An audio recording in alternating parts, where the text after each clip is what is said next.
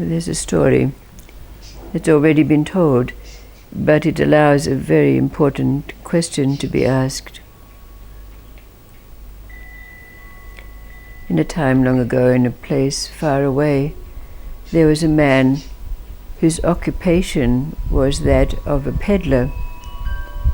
He traveled far and wide, buying and selling goods of all different kinds. But one day, as he was returning home from a long journey from a far distant land, he got lost in a vast desert. So he surrendered to his camel, trusting that it would find its way home.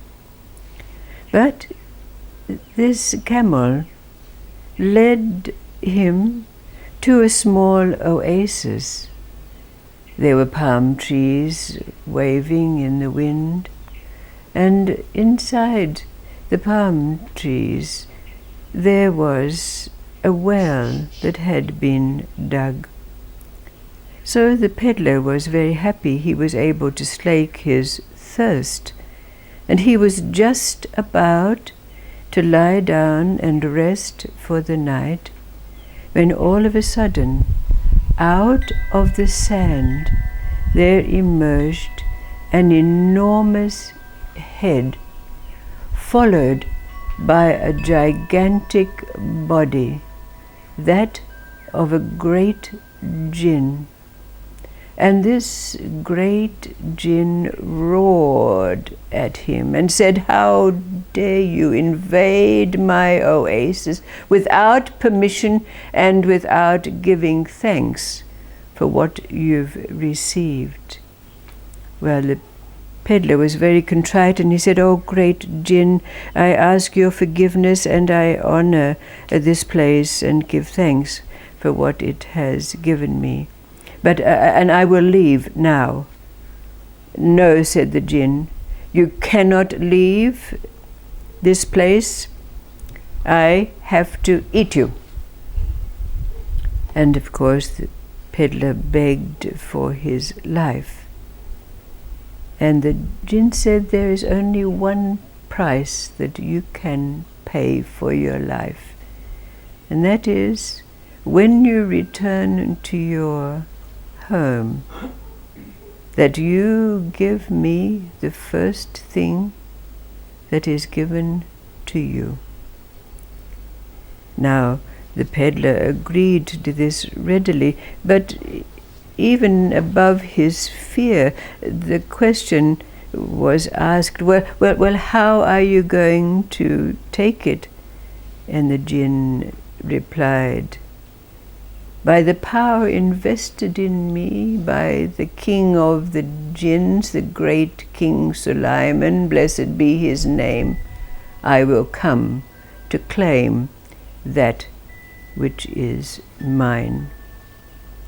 Now when the peddler returned to his home, his wife came running out of their house carrying a bundle. And in the greeting, she handed the bundle to him and said, Here is your son who has been born whilst you were away." Suddenly, the peddler remembered, and tears began to flow out of his eyes. And he said to his wife, and told her the story of what it had transpired in the oasis. She, of course, was very afraid, and immediately said to her husband, "Come, we must go to the great Sufi sheikh and ask his advice." So they, taking their son, they went to the abode of the great Sufi sheikh. In reply and response to what they had told him, the Sufi sheikh fashioned an amulet which was given to the peddler and his wife telling them that this must be placed around the neck of their son and never taken off. Now this they did, and they returned to their home. They all but forgot about what the jinn had said.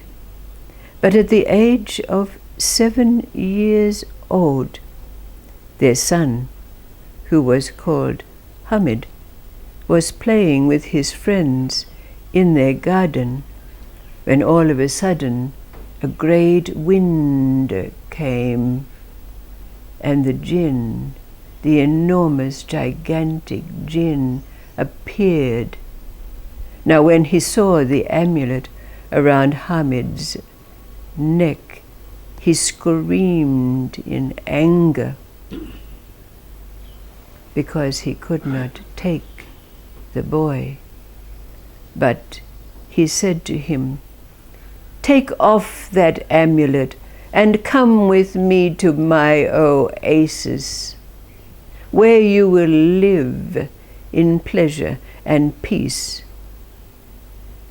But like Hamid's friends who had run, scattered in fear, Hamid ran quickly back to his house, telling his parents what had transpired.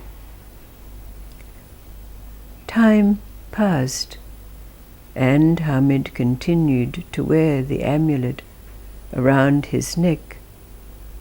But at the age of 18, he was conscripted into the army of the Shah of the time, who was at war, their country having been invaded. Hamid found himself on the battlefield, his army losing to the enemy. Hamid found himself surrounded by enemy soldiers about to run him through, when all of a sudden there was a great thunderous roar and a whirling wind, and the great jinn came and lifted Hamid to safety, while the enemy soldiers scattered in terror in all directions. After the jinn had placed Hamid in a safe place, he said to him, "Remove your amulet. Come with me to my oasis, where there is no war, there is only peace and comfort." But just at that moment, lightning forked across the sky. A great and thunderous roar was sounded. And there, standing in front of Hamid and the jinn, was the great King Sulaiman, king of the jinns himself. The jinn immediately fell on his knees in front of his king. And King Sulaiman said to the jinn, "You were relegated to that oasis and well because of your evil deeds. But because you have saved the life of this young man, your evil deeds have been expiated, and you can now take your rightful place at my right hand, doing only good deeds. Leave this young man in peace." And so it was. Hamid returned to his family home. He lived a long life. He had a family. He prospered. But he no longer needed nor wore the amulet that he had worn. So the question that story allows to be asked is, what is it, knowing that there are countless stories which tell of amulets, which tell of stones that have within them a light that never dims?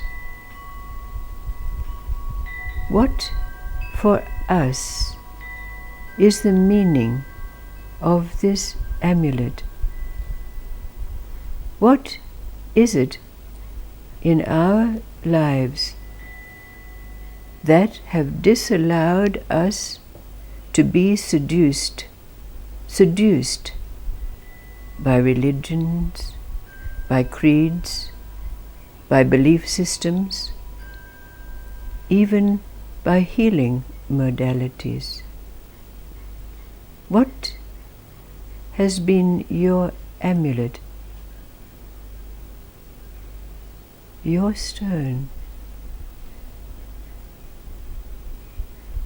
What is it in us that's been there since memory began, that we know did not allow us to be seduced by those things of the world, such as the religions that bind us, enslave us? What has been your amulet, your stone? What do they represent in these stories?